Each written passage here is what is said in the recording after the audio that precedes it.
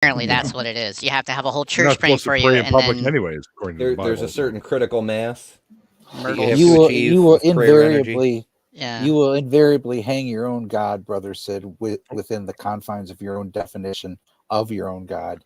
You will invariably hang him.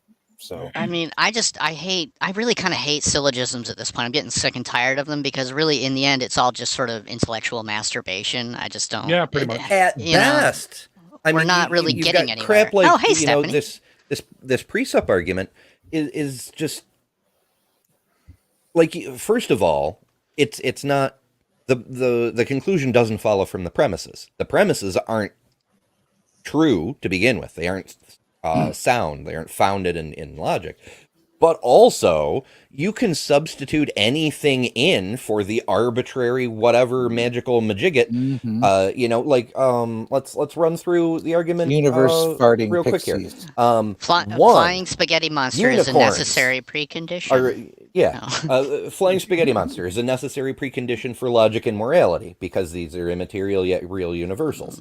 Why? Two, people depend on logic and morality, showing that they depend on the universal, immaterial, and abstract realities, which could not exist in a materialist universe, but presupposes or presumes.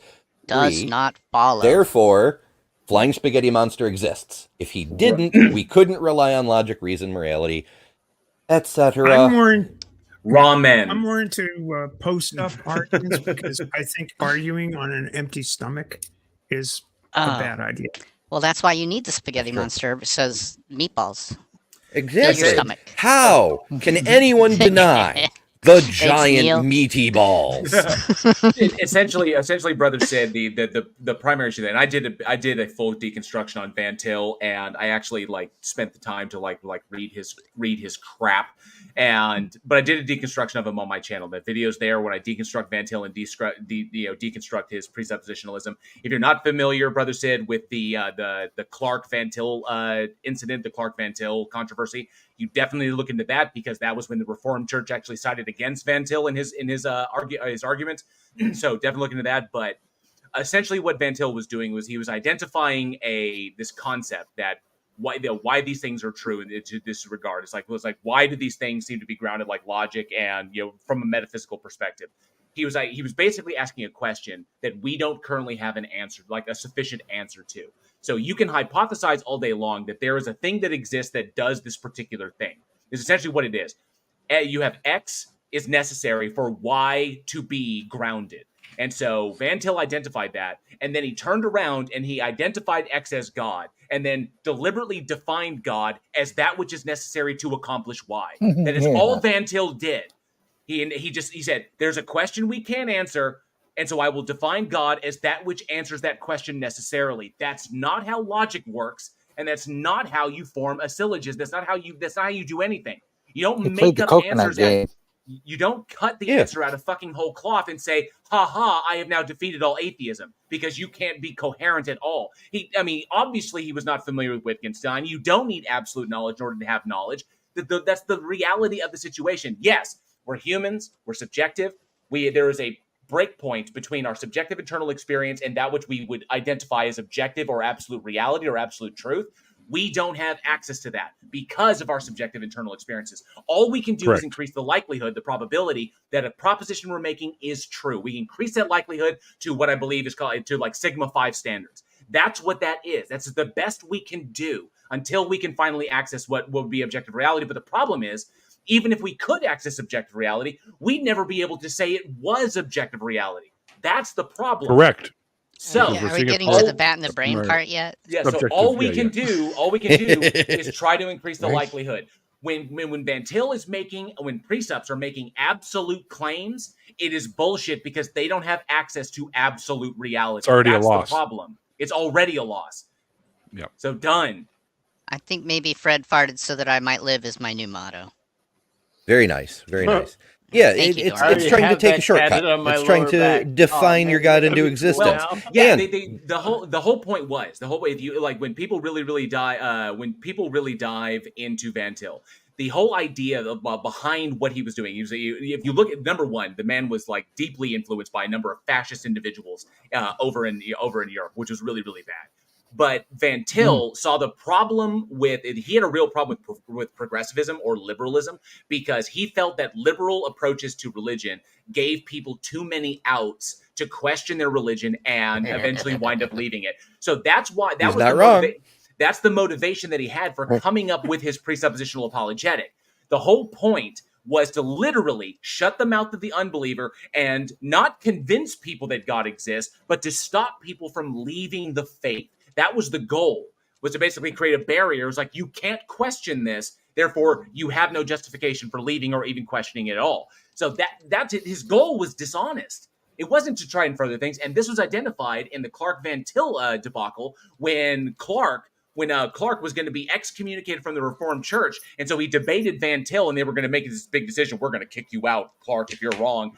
And they sided with Clark because Van Til's position is fucking axiomatic. That's all it is. He basically is just saying, this is what it is because this is what it is. And Clark was saying, we have to acknowledge that this position is held axiomatically. We have to, because if we don't come at it with intellectual honesty, people are going to call us on that, and that is going to in turn work against us in believing that they should stay with the church. If we come at them honestly and admit this point, people will be more inclined to stay because we're being honest. And they sided with Clark, and Van Til, he couldn't take that shit. So literally, all you have to do is read about the man's life and realize that he was an atrocious debater, he was an atrocious philosopher, and his methods were dishonest from the get-go. I can disprove an omnibenevolent. Precept is philosophically bankrupt. Stop using it. I can do the disproving of an omnibenevolent God in 2 words. Henry Kissinger. When I found out he'd recently died, I was shocked to know he'd still been alive. Post-mortem burn. Yeah. Me too, Fern. Wait, so Brother Sid asked something a minute ago. It said, first of all, he mentioned thanks to you, Neil, about introducing him to the term atheist, because it's a good term. Oh. But he asked this question. He says, as far as evidence, would you agree that someone can be given sufficient evidence for something yet not be convinced? And my only thought on that is just that, well, then I guess it wasn't sufficient, was it? Well, right? My response. Yeah, but we do often often run into a problem where people conflate convinced a thing exists and worship that thing. Right. Like, we can believe a thing exists and not decide to join its church. Yeah, if I did believe that thing was real, that God is a terrible piece of filth. I would have nothing to do with it. I reject it wholly. Well, you got to remember as well, this whole discussion of religion with the whole God thing, a big part of that is the existence of an afterlife as well, right? Because there has to be one in order for you to go to either heaven or hell or wherever the fuck these different religions have different places. Weird. Right. It's the whole thing, though, right? I just don't believe, in a spiritual transcendental realm of some kind. I just don't believe it's there. I don't see any reason to believe in it. I mean, that's the problem. You're not having the right I explored different ideas as I grew up. I kind of like the idea of reincarnation. You know, whether it's based on what you do in this life or not, whatever the case. No. But you know, to push a restart, try again, something like that. It sounded interesting to me. It's attractive. But to get afterlife in Christianity based on ancient Jewish texts just doesn't fucking track, because the Old Testament, Psalms is chock full of when you die, you're gone. That's it. There is no more. It's right there in the Bible. I think Solomon wrote something about Sheol or Gehenna, but he made it clear that it was everybody goes there. There is no reward. There is no punishment. You're just gone from this world. Yeah, the ancient and I'm like, the where ancient the idea hell of Sheol, does this heaven business come from?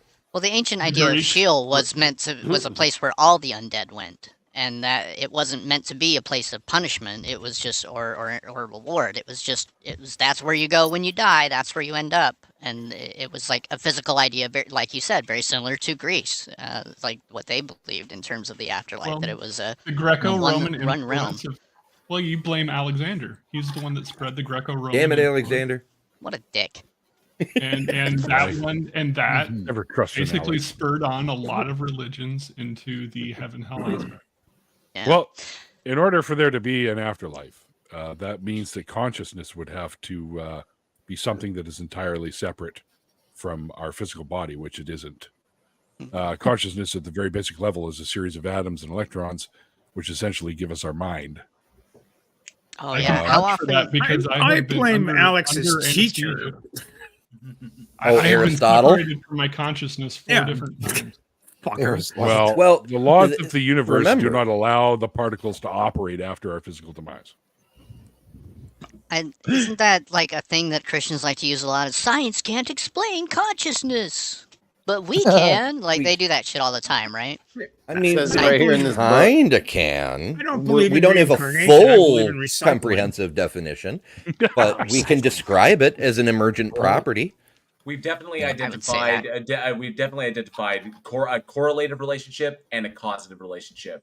So as far as it goes, like we know that brain, active brain, working functional brain, consciousness, dead brain, no consciousness, no detectable consciousness, and then of course the correlation that different areas of the brain function and the formation of different areas of thought and deal like that. So there's a correlation and there's a causative factor. So it's not absolute, but it's as far as we can tell so far. So there's no reason to assume anything beyond that. So At the I don't same get time, right. you can- And the brain damage thing, how a personality. Overcomplicate this I've like seen- immensely.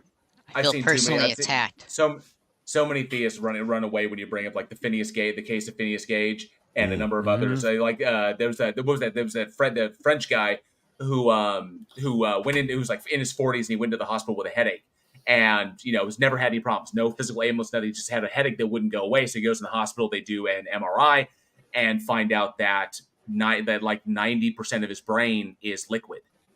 That the only remaining brain tissue had was basically the outside area, about the 10% skin, like outside of his brain. And what he come to find out, what they discovered was that he had a He'd been voting Republican.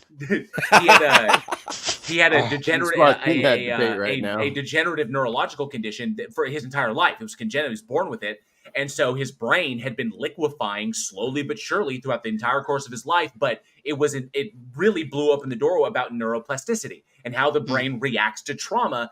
And luckily, his degeneration was slow enough for his brain to rewire itself in response to the trauma, so that he never lost any functionality. Until eventually he was like, "Man, I got this headache that won't quit." And then he goes to the hospital. There you go. And they told him to stop voting Republican. I mean, that's just proof of good design, right? Oh, way to go, Ember. Had to ruin it. They're trying to call you about that warranty. Yeah. Take it back to the manufacturer if you can find them. That sounds like my car. Actually, it does sound exactly like what my car's done. Just the computer turned off, so now I can't turn it on anymore. Zombie Slurpee. Nate Smith, fuck you. Says, hello, all you sexy bastards, and you too, Neil. Apparently, I don't register on the sexy meter. Just a quick one little thing about the whole consciousness thing about here. This is a quote by Sean Carroll, who's a physicist. It says, claims that some form of consciousness that persists after our bodies die and decay into their constituent atoms faces one huge, insuperable obstacle. The laws of physics underlying everyday life, as we know it, are completely understood, and there's no way within those laws to allow for the information stored in our brains to persist after we die. And if you don't have the information that's in your brain, you're not you anymore. That's correct.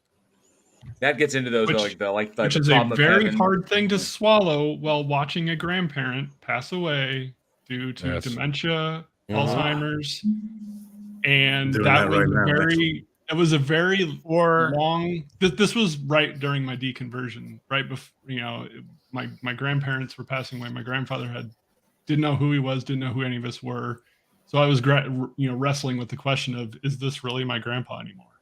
Physically or DNA wise, yes, right, but they don't know who I am anymore. They have no memories. They have nothing. That's or a parent.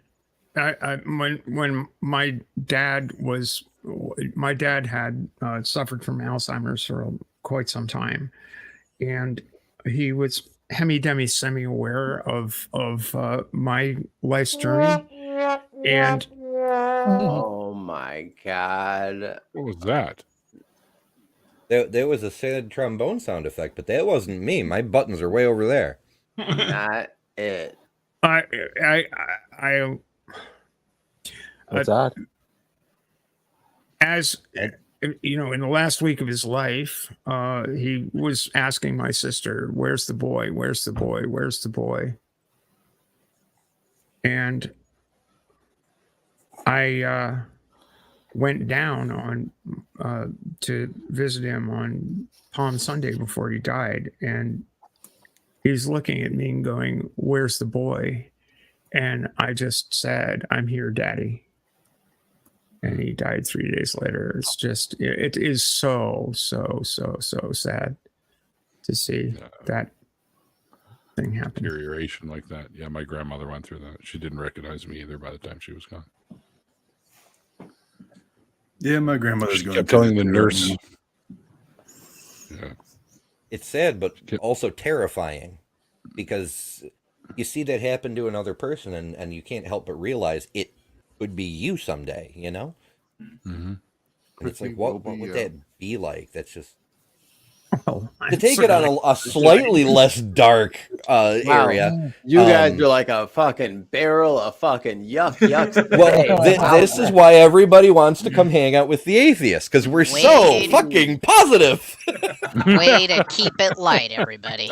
I think we are positive because I think we're tremendously positive. I think that's I think that skepticism and atheism is incredibly positive because it's grounded in the here and now, and it's grounded in what's going on around us. And you know, I think it's not, okay we're to have not sad reliant on the hope for the hereafter. We're founded on, at least I am anyway. I'm founded on the hope for the future of this world and the people inhabiting it. I don't see the point. If everything, you know, if everything is up yonder in the sweet by and by, then you're giving up on the possibility of making this world a better one. Yeah, it's especially with your like. I find that sad, to be honest. Yeah, the apocalyptic approach in particular really bothers me because it's like, well, it doesn't matter because pretty soon Jeebus is coming back. Like that attitude has been spoiling people's lives for 2,000 years. It's time to grow up. Yep. Now I promised at the end of the last show that I would show off my new Lego set. Yay. Legos. So let's. Oh my God! I'm back in a Neil show. Yes.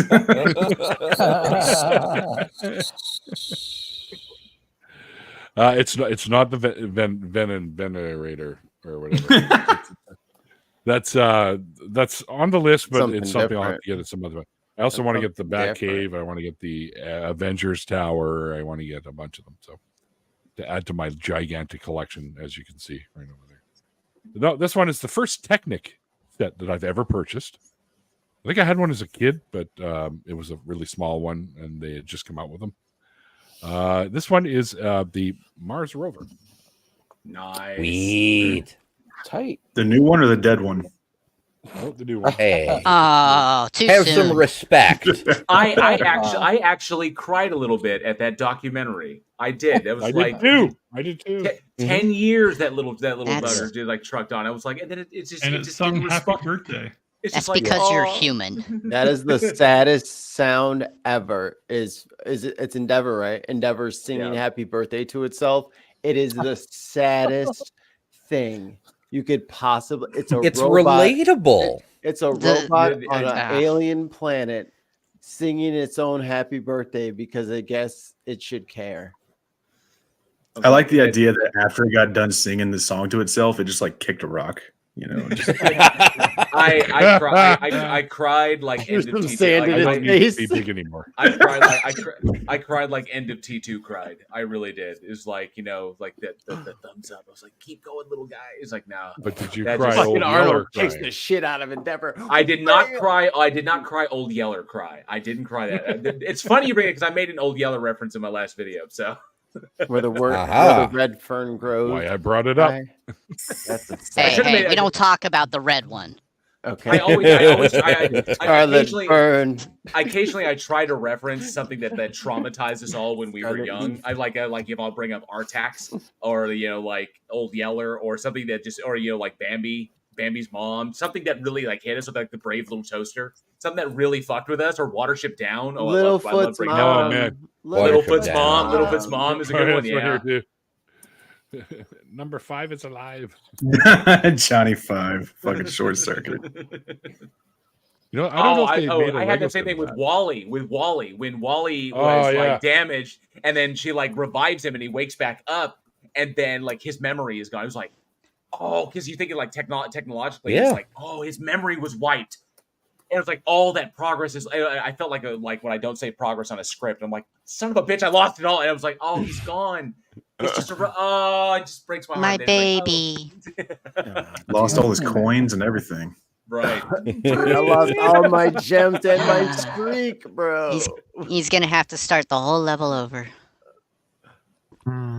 Speaking of Mars, you're gonna have to re-download all your packs, bro. That sucks. That's new like one of the worst things from the Mars Reconnaissance Orbiter. You could this is trippy as hell to me because you can see like the lower layer of Mars's atmosphere and then the upper reaches too. And Mars has a stupid thin atmosphere. It's like 11 millibars. Why are we highlighting that? In this economy? Right? it's so trippy to me because down where the landers are, it's the atmosphere is the thickest because they're way down at the bottom, near the vertical elevation. Baby. You got to stay where the action is. Yeah, but the vertical elevation on Mars is so ridiculous that I mean, it's 30 kilometers top to bottom. There's 5-kilometer high cliffs. There's 27-kilometer volcanic calderas. It's absolutely fucking ridiculous. And the atmosphere is 11 millibars at the bottom. Bro. I'm signing. Yeah. So, brother said, yes, language is a human construct, just like all the gods ever, and just like Pokemon. Everything about that.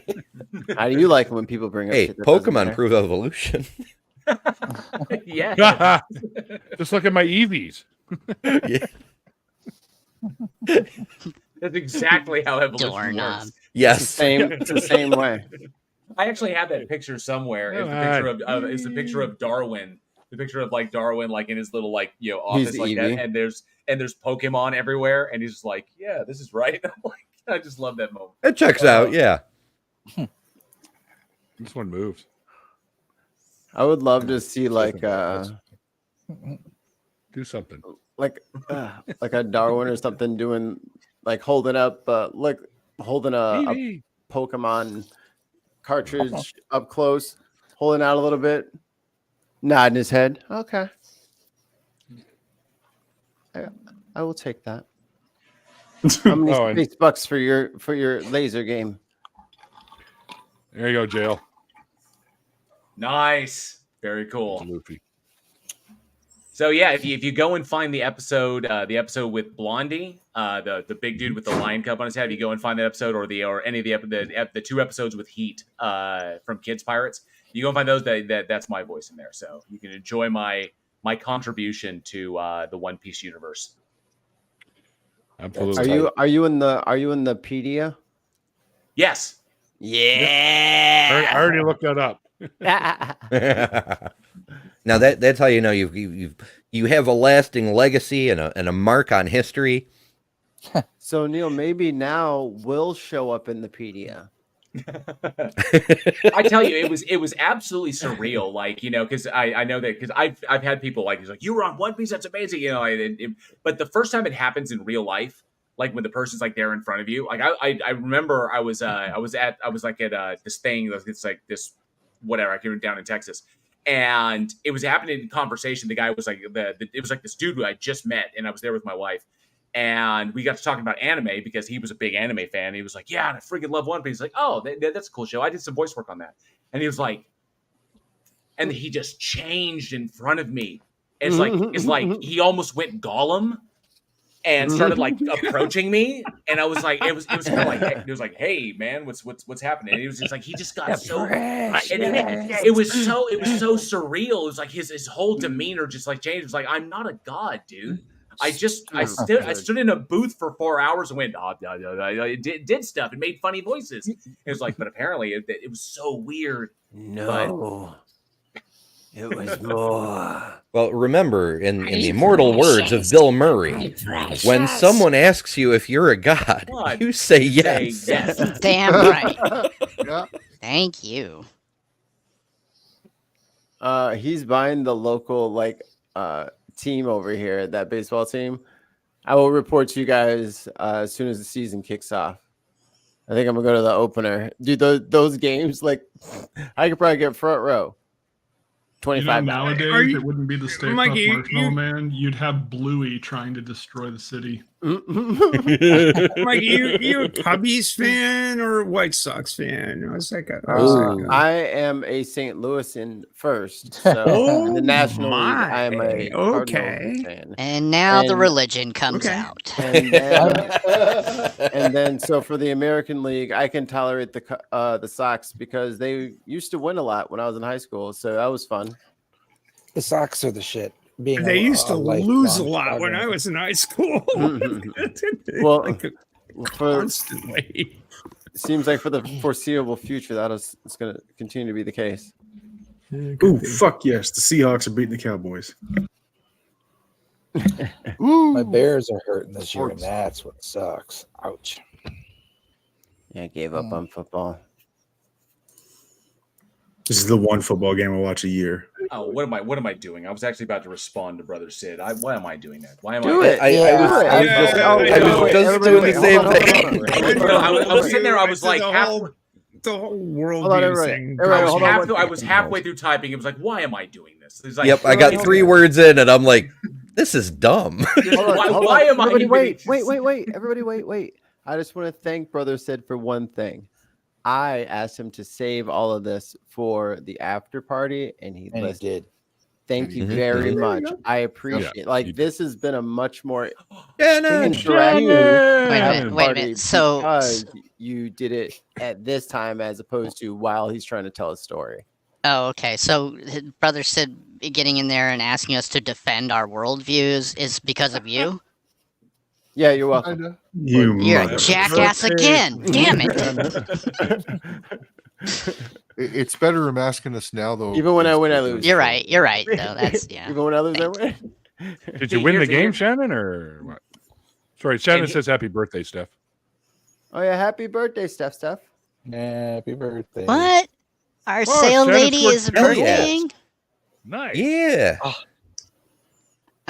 I'm glad you came alive. For you. Wow. This is my 70s show. At 7:16 this evening, p.m. I Eastern time. Eastern time. I was born in the Eastern time zone, so I'm trying to be consistent in terms of time frames. Yeah. Do I need to pull my fucking birth certificate up here? Anyway. Yes. No. In fact, you do. Did they have those then? Fucking I have to go to my car and get mine now. Share screen, Steph. 2 witnesses as well, if you please. I'm gonna get kicked out. No, I just want to say to Brother Sid, because Brother Sid's like, don't do that. Put that away. Stop. Brother Sid's like, defend your worldview, stuff like this. So, Brother Sid, I'm just gonna throw this out there without like derailing. If you had been listening to anything any of the glorious minds on this panel were saying in the last hour, and me. Yeah, I said something too. It was all I said. The glorious minds on this panel. It's collective. It's the set. It is. I didn't say anything. All encompassing. Yeah, he didn't say anything. Count him out. It's omnipresent. Hail, comrade. Brother, if you'd actually been listening, brother, if you'd actually been listening to any of it instead of waiting for your opportunity to say the next thing, which is what like precepts have for some reason is like a universal problem with y'all, is that you are just waiting for a moment to like throw in there and you're not actively listening. If you'd done that, we would have explained how we justify these things. Okay? Intelligibility meaning just understanding. But we went through that already. But you didn't listen to it. Right. So how about this? You catch it on the replay and stop using pre-sub because it's rotting your brain. Yeah. Like it poisons everything. I mean, you can't. I mean, the only thing you can presuppose is the framework of logic, and you immediately dismiss logic when you start making silly arguments like this. It's just ridiculous. This is a very, very different episode. Normally, we're talking about like Girl Scout cabals and fucking disc golf and weed, disc golf, in a dog costume in the woods. It's ridiculous. I got a cease and desist letter. Little girl came up with some cookies. I was like, yo, I didn't order no cookies. She's like, we know. And I was like, what the fuck? And then I was like, that's what the fuck we were saying. Yeah, God damn it! Now I want some. Now I want some. They got power. They got all the juice. What you talking about? Don't mess with the Girl Scout. Shannon, I got cookies. Can you do a wellness check on Ollie, man? Because I'm not sure. He's like, hey, actually, I don't think JL knows this, but Ollie still has like denied $10,000 goddamn dollars that I'll give him right the fuck now. Oh my god! He also says he's killer at disc golf, but we don't want to go there. It's like $10,000 on the table, Ollie. I had 3 aces this summer. 3. See, there you go. 3. Who gives a shit about aces? $10,000 fucking dollars, Ollie. What? Are we talking $10,000 or 10,000 Canadian? No, I'll give him USD. Check in my hand. Check in my hand. I bet you will. I'm sure you've seen what $10,000 looks like in the movies. I assure you, it's quite different. And Sid, 2 things atheism isn't. One is a worldview, and the second one is a religion. Oh, is he doing that? One thing. You believe in a God? No, I don't. Then you're an atheist. That's all it is. And then there's atheists. Sid. I'll always make sure you're well stocked. That's my worldview. All right. There you go, Ollie. All right, there we've hit disc golf. Sure. Flaunt your supplies in front of the freaking person who's under DOT regulation and can't even go near that shit. If your God was good, then how the fuck did Henry Kissinger live to 100? He beat Betty White. I seriously didn't think he was still alive. I thought that dude had died years ago. I was like, there was the meme. The longest running meme is "Death at the Claw Machine." Going, is Henry Kissinger even in this thing? There's your argument that Henry Kissinger lived. That Henry Kissinger saw 100 and Betty White didn't. There's your argument right there. Man, yeah, so wrong. But if there is a God, it isn't a moral one because it allows that. Cheesecake. Oh, Shannon wins. Shannon wins. What if he did die years ago and we're all experiencing Mandela effect? Oh, that could. You. Oh, Wait, animatronic. Wouldn't this be the back? Who knows? What's the inverted version of the Mandela effect? I don't know. Nelson the effect. anti-Mandela? Yeah, there you go. Okay, the Nelson effect. We'll go with that. The Nelson effect. And I'm required to take Mikey's word for it because it's the only person of color on the panel if you don't count Mike Green. I mean, okay, green is a color, but also there's lots of peachy people. Peachy people. All right, I give up. That's from my peachy. oldest. My oldest came home from school one day and said, "What the hell is a white person?" And I'm like, "Well, you're a white Irish, person." so And they were like, "I'm not white. I'm peachy." I'm like, "This freaking." I'm skin tone. Just have a crayon called that. I'm like, yeah, well, what skin are we talking about? I know. Raise the weasel. I'm so glad when they changed that. It was the matte. It was like the flesh-colored matte pencil, is what it was. If you remember matte pencils from back in the day. Yes. Talking a big game in wintertime when that summer sun ain't out. I see what's going on. I was genuinely confused. Now we all know that Talking a lot of shit. That sun missing. I was genuinely Mikey, confused by I flesh color and saw- not have it be red. Because if you cut something open, that's the flesh color. Mikey, I saw you popping into my birthday stream earlier. Yeah, y'all was going off in there. Back I was like, to the show. It's like, it's like I wanted to just say hi, bye, but no, like, y'all was getting a little too intense in there for me. I was like, all right. Was this a stream on right. YouTube or was it a more nefarious platform? YouTube. No, it was on YouTube. Nefarious. It's my 70th Still birthday. going, isn't it? What do you know? If there's anything more No, nefarious than YouTube. What do you know? Yeah, well, we're airing on someone else's channel too because we have. Yeah, you're airing on mine because why not? Are we multi-streaming? Yeah. Seeing as you did the same to me, that's turnabout's fair play, right? Well, Like, I didn't know we were being multi-streamed here. I'm not sure if you can do that without my consent. That's okay. An option is StreamYard, so you better argue with that. Well, fun fact about the way StreamYard works: once you turn on access to a channel, you cannot turn it off again until the stream ends. That reminds me of my ex-wife. That's interesting. Yeah. Like, Steph, if you wanted to stop, you can't stop it. Neil can do anything now and get your channel demonetized. That's all right because my channel's not monetized. And I'm trying to get it. Your sword is mine. Come on. I will say I've always assumed that this after party is not Jesus monetized because I ruin all monetizations. Oh, these are all monetized, but they all end up being restricted. 18 plus. Yeah, like they all end It's up the song like lyrics. yellow Clubs or back red. in the day. Oh, it's like I was going to All go mine to are this place, yellow. but it was restricted. Some of the topics. So they're all monetized at first. Well, let's fix that in this show right Oh now. no, they're all monetized. No, we can solve this. So many Neil. ads can go on. I'm doing it as a favor. No, so the problem is they're stuck in the yellow, and you're trying to get them to the red. Got it. Yeah, exactly. Right. Yeah, we're not trying hard enough. How crazy does this train go?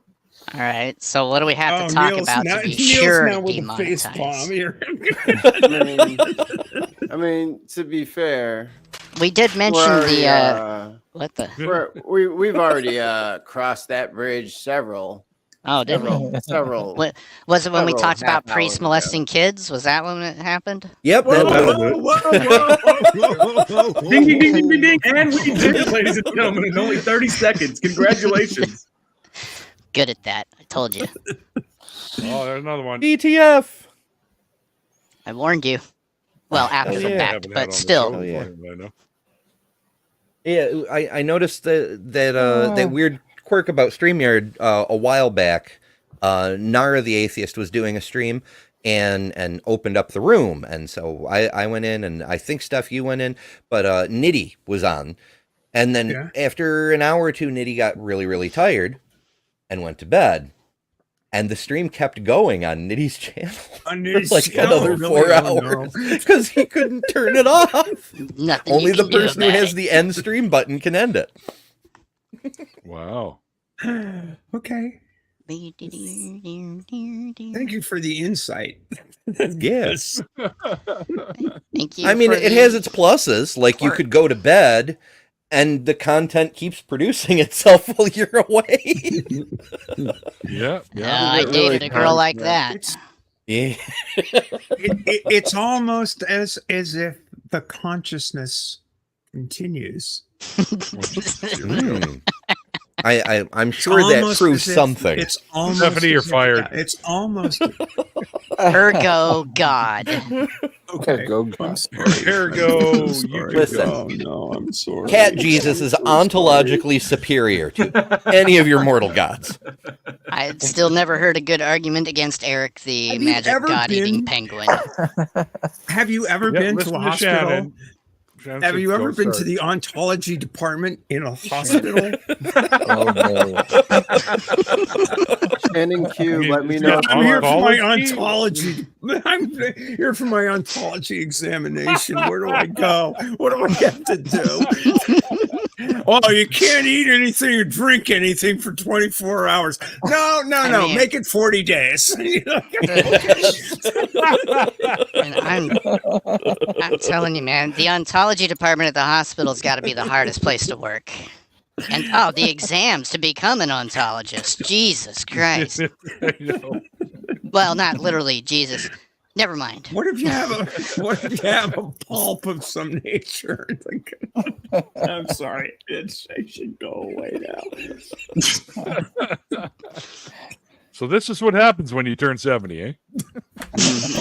Yeah, pretty much. Okay, something to look forward to. And have a couple of rums. It's just, there you go. You turn into a goofball. I wonder what'll happen to Mikey then. He's got a head start. Oh, there it is. Zip. Thought I had my back exposed there for a second. Yep, that confirms it. For being a plant, you're just whipping fire, Fern. Gee. Good night, Shannon. Burn. Thanks, Shannon. Thank you Mikey very doesn't much. like me. Have a good night, Shannon. Love you. Bye. Good night. Shannon. Be a real shame if somebody left a window open and let a draft in the house. Uh-oh. Be real bad for somebody's foliage, I think. Mikey, have I ever told you how much I appreciate what you do for this channel? I think this window should be cracked open. You know, I like to have the breeze. You know, I love how we joke, you and I. I'm checking it. Oh, gotcha. Is it locked or is it unlocked? Oh, just the kidding, the bon ami, the camaraderie. Is it, you know, this cute little back and forth we have without any real teeth to it. It's without any real teeth to it. It's flipping inward. I don't know what this window. I hate it. I have to say, I've got to admire Brother Sid for trying to rail this conversation back into serious topics. When it's like, I mean, you're not gonna live with that. No thanks. Well, I mean, you know what they say? Trying to get a group of atheists, it's like herding cats, which is why you need Cat Jesus. Yes, I'll vote for him. I already got a cat in the other room. Wait a minute. God. Cat Jesus probably has a catechism. Hey, would you right? Yeah. Oh, geez, here we go. Oh no, not the pun hour. No. Sorry, Well, Mike. I think we can end on a few minutes show for because that. we're almost at closing yeah. time here, folks. I'm just don't glad let somebody else is Randolph gonna is take gonna the fucking heat now. No, you. No, you. No, you. What'd you say, Neil? Don't you do What? it. I said it can't Don't be you do the it. pun hour because we're almost at closing time. Is that right? Cat spray Don't you compels do you. That's Calling correct. you. Is that right, Neil? Closing the time, is that when they stop selling Ball. liquor? Neil's got to get up in the morning. Closing. Call him Right. bulk. Call him bulk. Put him back on the mount. He's gonna. He needs to gather his epistemology sample before he goes to sleep. Got to get it to the ontologist before 8 a.m. I gotta go smoke my smoking. My smoking. Oh my God. See, I gotta go smoke my. You already sleeping pill. smoked it. You already smoked it. Neil. Apparently, No, I didn't. told us. you had enough for today. You told us this already. Nah. Neil. This There's is no the such third thing as time. enough. Sir, are you intoxicated? Nuts. No. No. He just No. ran away. It's unbelievable. What the fuck? I got a sweet little slidey thing you can go over top of your camera, and so people can't watch you masturbating. I'm So anyway, I'm not in. like Oh, Convenient. there we I go. can't be intoxicated. I don't even know what intoxicated means. So I mean, no. I just turn off my camera when I want to turn off my camera. well, Oh, yeah, you but- got one of those cameras. I've got the little slide, the little shutter, like the little yeah, that's what I got. switch. Yeah. Yeah, Yeah. those Yeah, are very just- convenient. Just make sure you mute first because it's like you Yeah. turn the camera off and we don't Oh need that. yeah. Yeah, we don't want to hear that fertilizer. I'm rolling dice, guys. Trust me. Yeah, Mm. yeah. Touching my roots. Just friggin' hammering that Got shit my like he's in roots a all hammering that exposed. shit like he's in a domestic dispute. Pulling them from the roots out. Ouch. The fucking breathing Doing a about Kent it. Hovind impression. Man. Whacking atheist indeed. Oh my God. Just sitting there like, Damn like, it, Fern. why aren't you doing what I want you to do? Do what I want you to do. Look what you've made me do. Fuck. That was Oh. I love you guys. There's this guy, and there's this guy that in a lightning regatta, he's going along and sailing along. The boat it gets hit with a wind gust. The boat, broaches, it like capsizes, and I was gonna kick them. The three people in the water, and they're trying to right the boat, and this guy is sitting there screaming, "Look what you've done to me now, crew!" It's like, you driving, Captain. Yeah, because captains aren't responsible for the way. Look what you've done! Look what you've done! You fool! Look what you've done to me now, Spider-Man crew. meme. Everyone starts pointing at the other guys. Oh, his fault. He may I love the Spidey in memes. the middle of your story. JL, I got a question for you. Yes, sir. I really like your as I've listened to quite a few of them. The This Week in Horror. Oh, thank you. Yeah. I want to know if you ever have guests on those shows. It seems to be it's always the same old crew that seems to be there. Right. Can they be So French guests? so the original setup on Week in Horror was we did bring guests on. Those episodes are on YouTube, so you can go and listen to them. We would bring industry professionals on to basically join us in the round table and talk about the movies that we were going to talk about that week. The difficulty in that was it worked during the pandemic because people weren't working that regularly, so I could give them movies to watch. They'd have the time to watch them, but once the pandemic was over and everybody was busy, I couldn't expect someone who's going to come on the show to be able to have the time to watch 4 movies and then come on and talk about them. So it was just unrealistic. So what I did was I broke that off and I created what's called the Week in Horror Front Row, which you may see because those come up every single month. So I will bring a professional on for a sit down kind of like one-on-one open discussion about their questions. It's not really a formal like interview, but just kind of like, let's sit down and talk about horror and stuff like this and your career and the movies you've made and all kinds of stuff. And I've done that a few times. We've got the rest of the year all scheduled out and already shot and done. So those are coming out here pretty soon. But yeah, so I created a whole new thing called the Front Row series. That our supporters, our Patreon supporters, they all have early access to that stuff, and then it will come out to the YouTube channel as well. So you can those are those sit down kind of like talks. I'll definitely check that out. Yeah. I just thought maybe I could pop into one episode at some point, but You guys, I know you guys have a total structure thing going on there, so I don't think me popping in would really fit the mold. But I mean, you guys do live streams from time to time, don't you?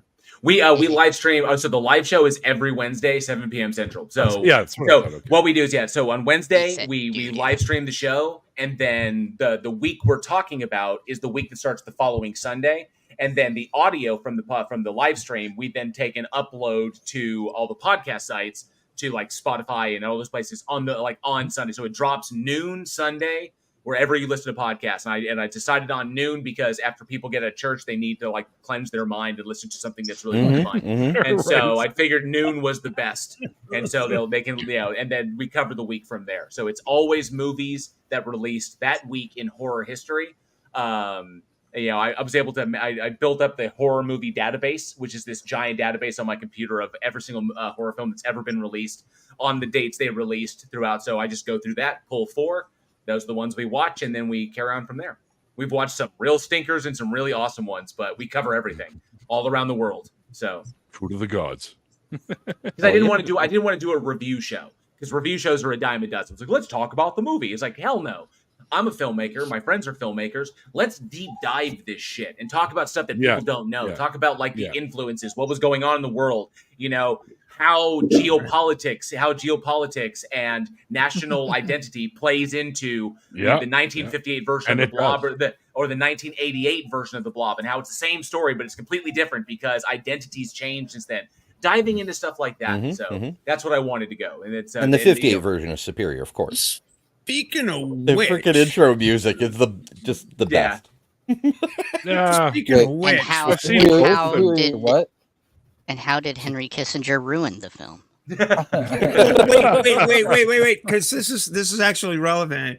In 1970, when I was in high school, a friend of mine and I were having a conversation, and he said, he said to me, Thomas Schelling was over at our house because at the time Thomas Schelling was a professor at Harvard.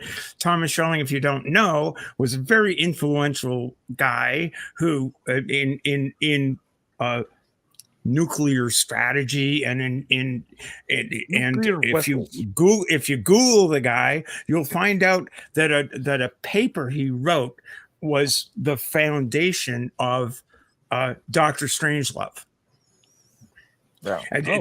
Very, this guy is like a guy, and my friend says Thomas Schelling was over at our house, and I was sitting at the dinner table, and he was talking to my dad, and he said, I just got back from Washington because I told Henry Kissinger that I'm done. I'm absolutely done. This guy was a Rand Corporation dude, Nobel Prize in economics, and he said I told Kissinger. He was also partially responsible for the fucking hotline to Moscow.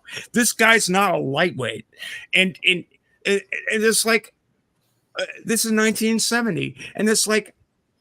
Schelling and a bunch of Harvard professors go to the White House, go and talk to Kissinger and say, this Cambodia shit, we're done. We are done. Well, I don't want any. He refused from that point on to take any government posts.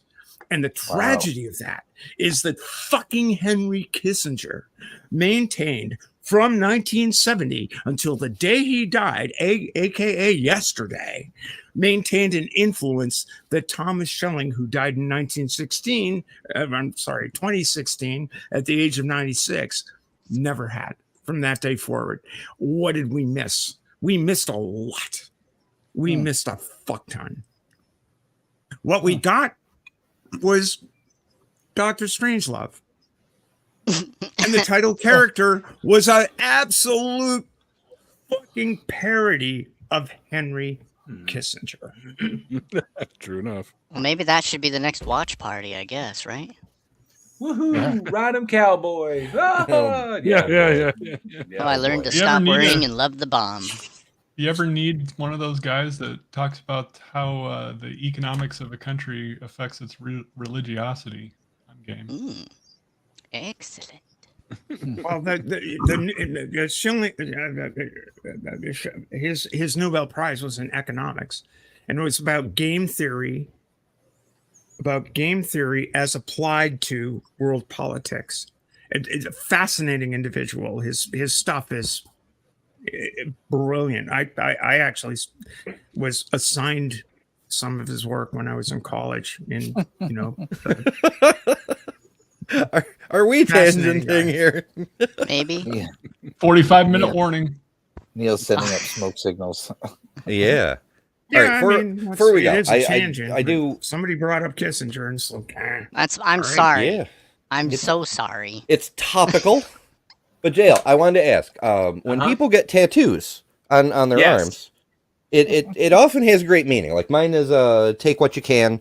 It's not just a Pirates of the Caribbean reference. I'm also a photographer, and I've also done a whole lot of suffering in my life. So "Take what you can" has many meanings.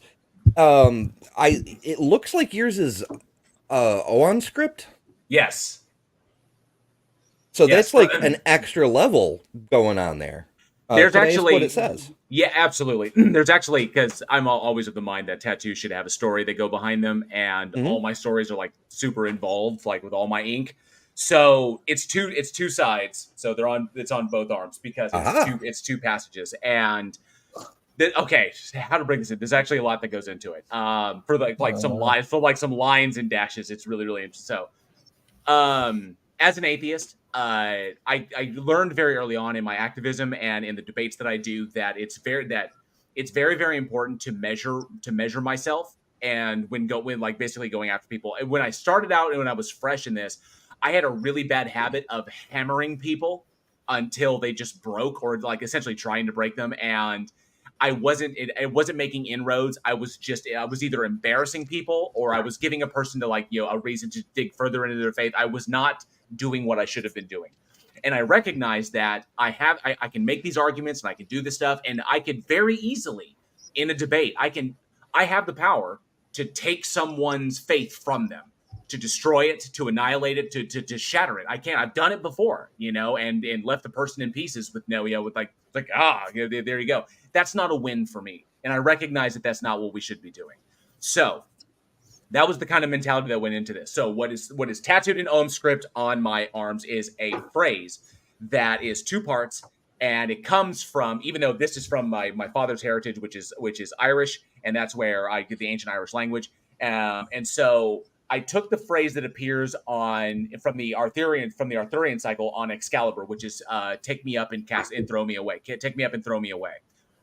The phrase on that sword that's embedded on Excalibur is to remind the purpose of that story is to remind Arthur that even though you are king and you do have power, you need to remember when to wield your power and when not to wield your power. To take up that and be responsible, but realize you don't need it all the time.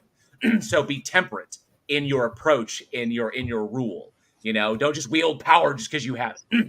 So I recognize that.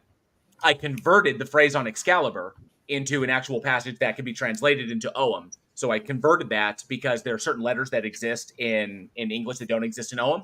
Mm-hmm. So I then converted that phrase and I put that right here as a reminder to myself. Just like, look, you have the ability to do this, but you don't need to do it. The goal should be intellectual honesty and recognizing that, yes, you can hold on to your faith, and that may do good things for you, like maybe some psychological or emotional utility or whatever, but be intellectually honest when you approach other people. And so to keep the conversation centered right there. I don't need to run around with my atheist hammer and smash everybody's dreams and be like, oh, I win. That shouldn't be the goal. That's not the goal. Why not? I totally see you doing it though. I know that it's fun. Like I'll do it like brother. It's like right there with Brother Sid. It's like if I just go like Tag is friggin' desperate. Tag is desperate, but I could go into that. But that should be the purpose of that conversation. And this is just to remind myself constantly is like temper yourself, bring it back. There's no need to create more societal division when the objective should be to bridge these divides. My channel to bridge these divides. Roll credits. And exactly. Oh wait, we're on the wrong channel. And so that should be the goal. So it's a self reminder. It's a leash for myself. I couldn't agree more. I mean, if you're seeking to make change for the future of the world, you need to do some persuasion. And however bribery whether it is through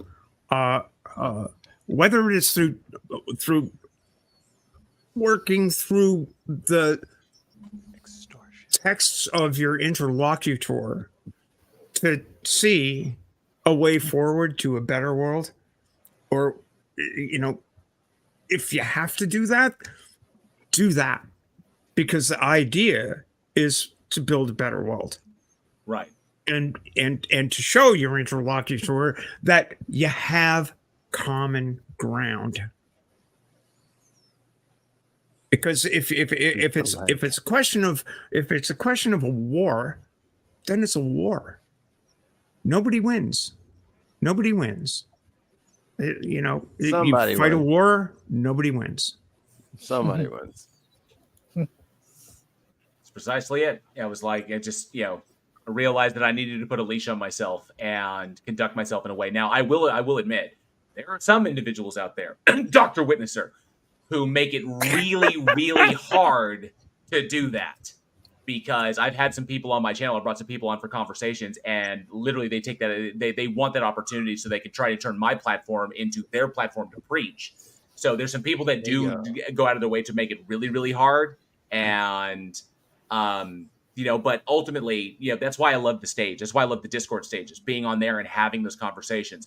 And it aggravates the shit out of me. And I'm sorry, I'm just gonna fucking say it. T-Jump goddamn ruined that. And I'm just gonna say that flat out. I mean, T-Jump, he's great. He does his thing, but I personally think he ruined it. But I hope to do that again one day, is to have that consistent panel that does that. Because I love having these conversations with people and getting down into the dirt. Like, why do you believe these things? What were these inspirations? Like, how do we connect these dots? Connect these dots for me, and then maybe I have more information. Maybe they have some information. And then we can bridge that gap and be like, I see how we got there. Okay, so let's incorporate the new information, and possibly our worldviews will change. That's how it should go.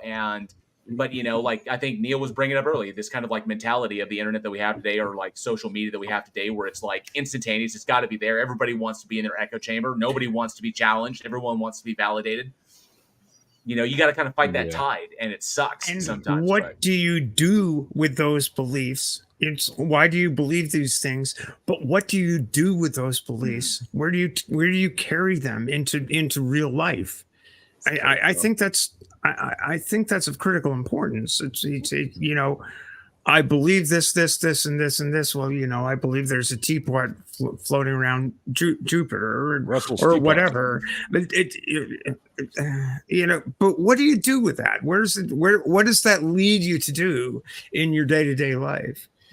Does it lead you to do better things or worse things to the people around you?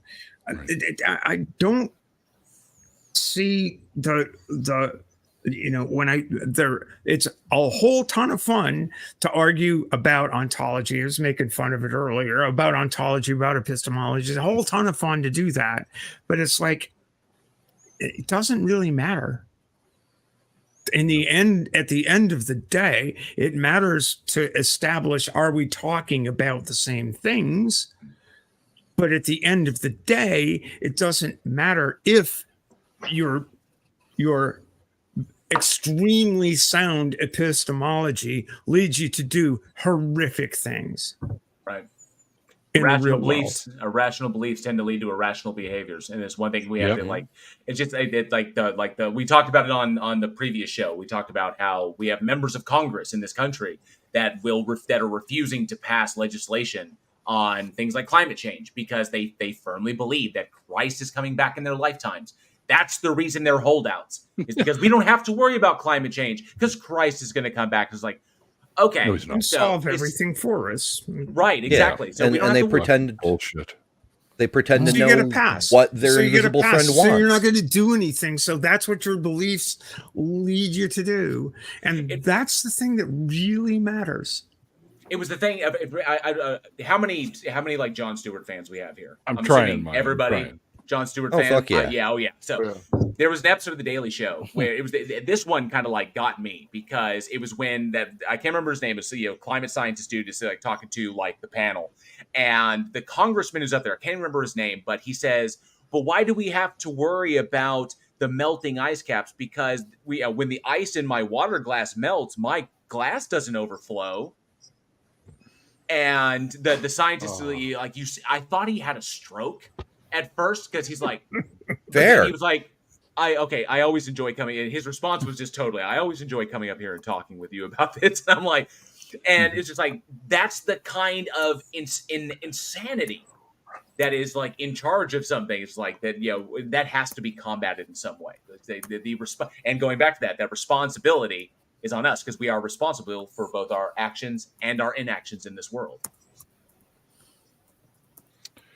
Great, guys. I got to wrap it up, you guys. I get up at 4 a.m. to go to work. So I have an 8-month-old.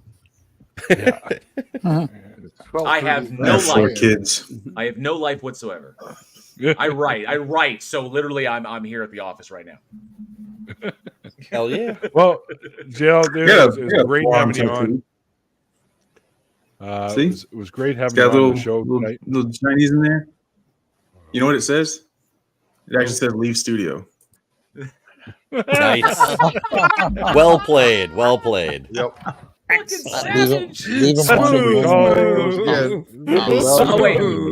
Leave him before we dip, Neil, so Amber, I'm really curious. Like, do you have like any like links about like who was talking about that Alan Ritchson video I released? Like, where that might be? Because I'd love to hear what people are saying about it. I can't find anything on YouTube, so I was just kind of curious. Gotcha. Like I said, I think it came up in the chat on Punk Apostate. The way Brentley does his every other day he does a live stream, and then the opposite day is a prepared video, and he'll like go through apologetics videos and respond, and it's partly comedy, partly logic, like this makes no sense because, but then also jokes. But then he'll also read stuff from the live chat, and yeah. Okay, cool, awesome. I'd love to hear like people's thoughts on it. Like maybe if I screwed up somewhere, or I could have articulated something better. I'd love to hear people's feedback on that. So I'm always trying to improve. Say goodnight, Neil. Yeah, for sure. Say goodnight, Neil. Poor Neil. We always keep you up so late. I'm sorry. If you want to keep talking, just stay in the channel. We can talk after the show's over. I'm sorry, Neil. Absolutely. I'm sorry, Neil. I forgot you were there. You may go now.